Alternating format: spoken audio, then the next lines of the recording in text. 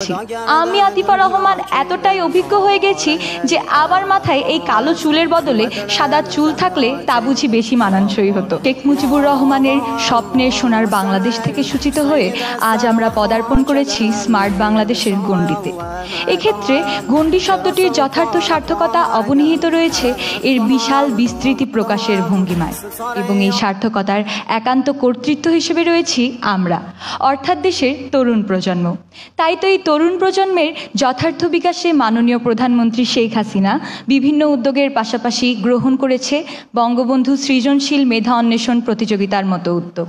আমি আতিফা রহমান ১০ম শ্রেণীর একজন অতি সাধারণ শিক্ষার্থী, যার সৃজনশীল মেধা অন্বেষণ প্রতিযোগিতার যাত্রা শুরু হয়েছিল দিনাজপুর জেলার চিরিরবন্দর উপজেলার Amenabaki residential model school and college হতে।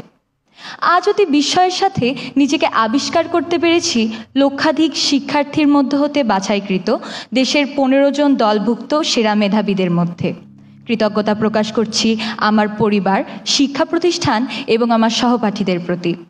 এই প্রতিযোগিতার পর হুটহাট করেই মনে হচ্ছে আমি আতিফা রহমান এতটাই অভিজ্ঞ হয়ে গেছি যে আমার মাথায় এই কালো চুলের বদলে সাদা চুল থাকলে তা বুঝি বেশি মানানসই হতো।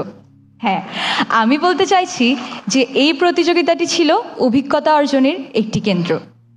মাননীয় প্রধানমন্ত্রী, আজ আমি আপনাকে আমার জননীর একটি ক্ষুদ্র স্মৃতি হতে বিচরণ করাতে ইচ্ছুক, যা স্থান নিয়েছিল আজ থেকে ঠিক ২৬ বছর আগে, যেদিন আপনি বিশ্বের ১১তম এবং দক্ষিণ এশিয়ার ৬ষ্ঠ দীর্ঘতম সেতু হিসেবে বঙ্গবন্ধু বহুমুখী সেতুটি জনসাধারণের জন্য উন্মুক্ত করে দিলেন। মাননীয় প্রধানমন্ত্রী, আমার মা যখন কিশোরী ছিলেন তখন তিনি উত্তরবঙ্গের গাইবান্ধা হতে খুব দুর্বিষহ পথ অতিক্রম করে অনিরাপত্তার সহিত ঢাকায় উচ্চশিক্ষা গ্রহণ করতেন, কিন্তু আপনি এই আমাদের কষ্টের সুন্দর সমাপ্তি ঘোষণা করেছেন বঙ্গবন্ধু বহুমুখী সেতু জনসাধারণের জন্য উন্মুক্ত করে দিয়ে। মাননীয় প্রধানমন্ত্রী, আমার মা যে পথ ধরে ঢাকায় তার উচ্চশিক্ষা সম্পন্ন করতে পেরেছিল, আজ কিন্তু সে পথের পথিক হয়ে আমি সুদূর দিনাজপুর জেলার চিরিরবন্দর উপজেলা হয়ে আপনার সামনে এসে দাঁড়াতে পেরেছি। ধন্যবাদ আপনাকে। আজ আমার এখানে আসা মেট্রো রেল হয়ে। তাই মেট্রো রেল চলার মধ্যে আমি যে বিস্ময়কর অনুভূতিটি প্রকাশ করতে চাই তা হলো, মেট্রো রেল চলার সময় যে শাঁসা শব্দটি করে তা মূলত আমাদের দেশের যোগাযোগ ব্যবস্থার উন্নতির সাপেক্ষে জনগণের স্বস্তির নিঃশ্বাসটি প্রতিফলিত করে।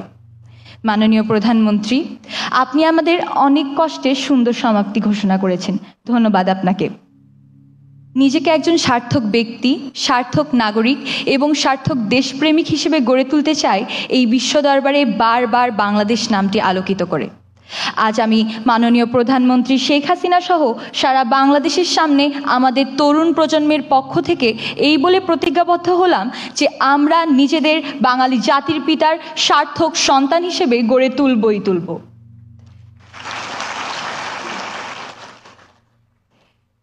মাননীয় প্রধানমন্ত্রী শেখ হাসিনা সহ দেশের সকল ব্যক্তি যারা এই দেশ পরিচালনার কাজে নিয়োজিত রয়েছেন তাদের প্রতি জানাই আমার অশেষ কৃতজ্ঞতা, গভীর শ্রদ্ধা এবং ভালোবাসা এই দেশসহ আমাদের জননীর মতো আগলিয়ে রাখার জন্য।